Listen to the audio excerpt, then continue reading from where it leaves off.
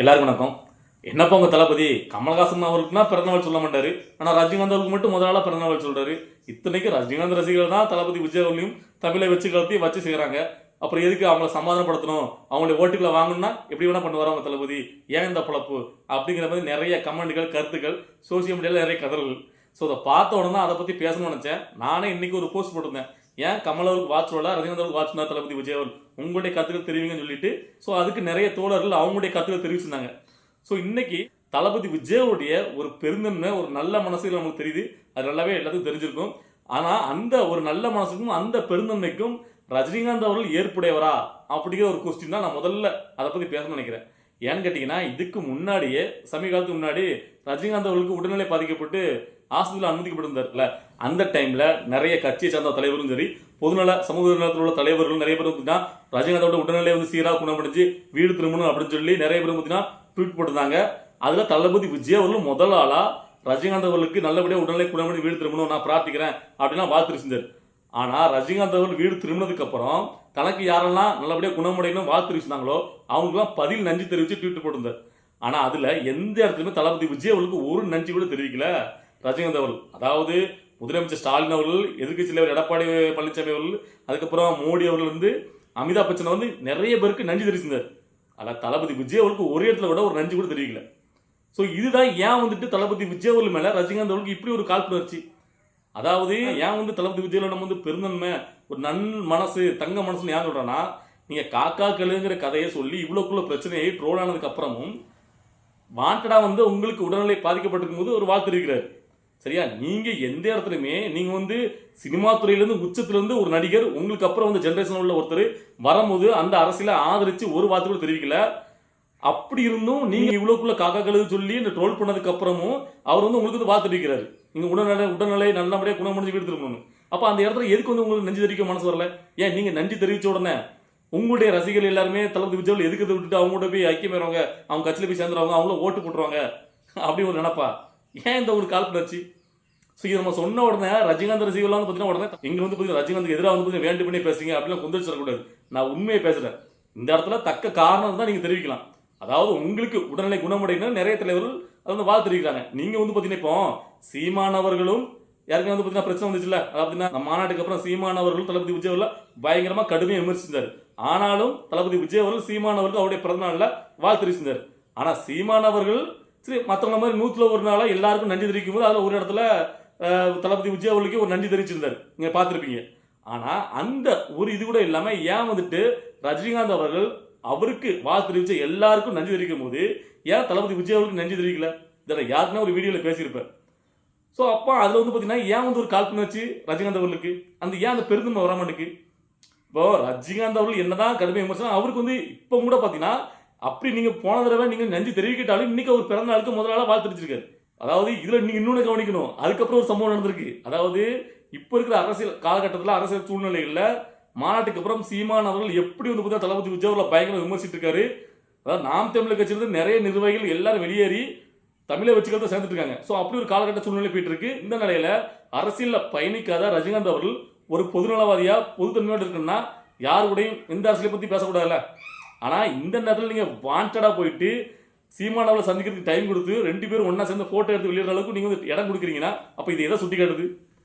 இல்ல நீங்க அரசியல இல்ல, அவர் சினிமால இல்ல, அவர் அரசியல பயணிக்காரு சீமான், நீங்க சினிமால பயணிக்கிறீங்க. 2 பேர் சேர்ந்து என்ன அரசியல் பேச போறீங்க? கேட்டா வேட்டையன் படத்தை நல்லா இருக்கு பாராட்டினாரு, அது சம்பந்தமா நீங்க கூப்பிட்டு அவங்க 2 பேரும் பேசுனீங்க. இதெல்லாம் நம்புற மாதிரியா இருக்கு? இல்ல உங்களுக்கு இந்த வேட்டையன் படத்தை பாராட்டின எல்லாருக்கும் நீங்க பாத்தீங்கன்னா டைம் கொடுத்து மீட் பண்றதுக்கு நேரம் கொடுத்து அவங்க கூட சேர்ந்து போட்டோலாம் எடுத்துக்கிட்டீங்களா?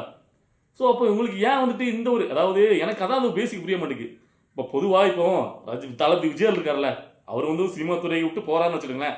அதுக்கப்புறம் சினிமா துறையில் இருக்கும் போதுமே சரி, அதுக்கப்புறம் வர்றவங்கள தட்டி கொடுத்து அடுத்த ஜெனரேஷன் வரும்போது பாராட்டுறாரு. நிறைய மேடையில் நீங்க பார்த்துக்கிடுங்க, அந்த தன்னை தாழ்த்திக்கிட்டு அடுத்தவங்க உயர்த்தியே பேசுவார். அந்த குணம் இருக்குல்ல, சும்மா ஒரு மேடையில கிடையாது, அவர் இயல்பாகவே அந்த குணத்தை சொந்தக்காரர். அதனால நம்ம தளபதி விஜய் நேசிக்கிறோம், நல்லா புரிஞ்சுக்கிடணும். சும்மா பார்த்தீங்கன்னா படத்துக்காண்டி மட்டும் கிடையாது. இப்போ அவருக்கு அப்புத்தால் வரக்கூடிய யாரும் சரி, ஜெயரவி ரொம்ப அழகான நடிகர் வாழ்த்திருக்காரு. தன்னை விட திறமையான, தன்னை விட அழகான நிறைய நடிகர்கள் இங்க இருக்காங்க, அவங்களாம் சூப்பர் ஸ்டார் தான் சொல்லி பாடிருக்காரு ஒரு மேடையில. அது மட்டும் இல்லாமல் சிவகார்த்திகன்ட்ட நீங்க பார்த்துடுங்க, நல்லா வருவீங்க, கிட்ஸ் எல்லாம் பிடிச்சிருவீங்க. ஸோ இந்த மாதிரி அடுத்த ஜென்ரேஷனை வளர்த்து விடுறதுக்கு அவருக்கு அந்த பெருந்தன்மை இருக்குல்ல, ஏன் உங்களுக்கு அது இல்லை ரஜினிகாந்த் அவர்களுக்கு? நீங்க அந்த காக்கா கழுகுங்கிறத அந்த மேடையில சொல்றது நல்லா தெரியும். நீங்க சொன்னீங்கன்னா அது பெரிய இஷ்யூ ஆகும், அது ட்ரோல் மெட்டீரியல் ஆகும். தளபதி விஜய் நிறைய பேர் வச்சு செய்வாங்க, எல்லாம் தெரியும். தெரிஞ்சுதான் நீங்க சொன்னீங்க, அதெல்லாம் யாரும் மறுக்க முடியாது. வேண்டி முடிஞ்சே தான் நீங்க சொன்னீங்க. ஸோ அதை பத்தி நம்ம நிறைய வீடியோக்குள்ள பேசிட்டோம், அதனால அதை விட்டுடலாம் சரியா. அதுக்கப்புறம் இப்ப சீமானையும் கூப்பிட்டு அரசியல்ல நீங்க வாண்டடை இப்ப கூப்பிட்டு பேச வேண்டிய காரணம் என்ன? ஆனா இதெல்லாம் தெரிஞ்சு தளபதி விஜய் உங்களுக்கு வாழ் சொல்றது பாத்தீங்களா, அந்த இடத்துல தான் தளபதி விஜயோடைய மனசை நம்ம பாராட்டணும். சரி, இப்போ கமலஹாசன் அவருக்கு ஏன் வாழ்த்து சொல்லல அப்படின்னு நம்ம நோக்கிக்கிட்டோம்னா, இதுல நிறைய பேர் நம்முடைய நண்பர்கள் என்ன சொல்லியிருந்தாங்கன்னா, இல்ல திமுக போயிட்டு நேரடி ஐக்கியம் ஆயிட்டாரு, அதனாலதான் எதிரணியில இருக்காருக்காண்டி இது வாழ்த்து சொல்லல அப்படின்னு சொன்னீங்க. அந்த ஒரு காரணத்தை மட்டும் வச்சு நம்ம முடிவு பண்ணிட முடியாது. ஏன்னு கேட்டீங்கன்னா, அப்படி பாத்தீங்கன்னா ரஜினிகாந்த் அவர்கள் அவர் நேரடியா வந்து பாத்தீங்கன்னா அங்க ஐக்கியம் ஆகிட்டாரு, அதனால வாழ்த்து சொல்லல. இவர் மறைமுகமா சப்போர்ட் பண்றாரு. ரஜினிகாந்த் அவர் திமுக மேடையில போயிட்டு திமுக ஒரு பெரிய ஆலமரங்காரு, தளபதி விஜய்க்கு எதிராக இருக்கிற இப்ப சீமானவர்கள் எதிராக ஏதாவது விமர்சனம் பண்ற அவரை கூட்டு வச்சு அரசியல் பேசுறாரு. அப்புறம் எதுக்கு ரஜினிகாந்த் அவருக்கு வாழ்த்து சொல்லணும்? ஸோ ஒரு பேசிக்காக வந்து பார்த்தீங்கன்னா ஒருத்தருக்கும் ஒருத்தரை பிடிக்கும்ல. இப்போ வந்து பார்த்தீங்கன்னா சினிமா துறையிலேருந்து பெரிய உச்சத்தை விட்டுட்டு தளபதி விஜய் அரசியலுக்கு வரும்போது, அதே சினிமா துறையில் மிகப்பெரிய ஆளுமையில இருக்கக்கூடிய ரஜினிகாந்தும் சரி கமல்ஹாசன் சரி பெரிதளவில் பாராட்டவே இல்லை. அந்த விஷயத்தில் கமல்ஹாசன் அவர்கள் வந்து பார்த்தீங்கன்னா அவர் ஒரு கட்சி ஆரம்பிச்சு இன்னொரு கட்சியில போய் கூட்டணியில் இருக்காரு. அவரோட சரி எதுவுமே கமெண்ட் பண்ண முடியாது, அமைதியாக இருக்கலாம். ஆனால் ரஜினிகாந்த் அவர்கள் அப்படி இல்லை, கட்சி ஆரம்பிக்கல, அவர் வெளியே தானே இருக்காரு. சினிமா துறை வந்து எதுவுமே அதை பற்றி ஒரு இடத்தோட ஒரு வார்த்தை தெரிவிக்கல. ஸோ அப்படியே ரெண்டு பார்க்குறது கிட்டத்தட்ட ஈக்குவலாக தான் இருக்காங்க. அதுக்கப்புறம் எதுக்கு கமல்ஹாசன் வாட்ச் சொல்லல அப்படின்னு கேட்டோம்னா, நீங்க சொன்ன மாதிரி முழுக்கமாக ஒரு ஐக்கியமாகிட்டு வெளியில் தர்ற மாதிரி திமுக போய் சேர்ந்துட்டாருங்கிறது ஒரு பாதி % காரணமாக இருந்தாலும், இன்னொரு வந்து காரணம் எனக்கு தெரிஞ்ச அளவுக்கு பேசிக்காக நம்மளுக்கு ஒவ்வொருத்தருக்கும் ஒருத்தர் பிடிக்கும்ல. இப்போ சினிமா துறைக்குள்ள தளபதி விஜய் வரும்போது அவரு நோக்குனது என்ன கேட்டீங்கன்னா, ஒரு மாஸ் ஹீரோ அப்படிங்கிற இடம். இந்த மாஸ் ஹீரோ அந்த இதெல்லாம் வந்து பார்த்தீங்கன்னா ரஜினிகாந்த் தான் இருந்துச்சு. கமல்ஹாசன் அவர்கள் வேற ஒரு ஜாடர், அவர் நடிப்பு சம்பந்தமாக படம் நடிக்கக்கூடியவர். ஸோ அந்த ஒரு ரஜினிகாந்தோடைய அந்த மாஸ் ஸ்டைல், ஸோ இதெல்லாம் பார்த்து அதே மாதிரி ஆக்ஷன் பண்ணி அவர் அப்பாட்ட நடிச்சு கட்டி அதுக்கப்புறம் தான் சினிமா துறையில் வராரு தளபதி விஜய் அவர்கள். ரஜினிகாந்த் அவர்கள் உச்சம் இருக்கும்போது ஸோ அதுக்கப்புறம் அவரை மாதிரி பார்த்து ஆசைப்பட்டு வந்து இன்னைக்கு அவரோட மேல வந்து அடுத்த அரசியல் இவர் நினைச்சதையும் தாண்டி அவர் அரசியலுக்கு போறாரு.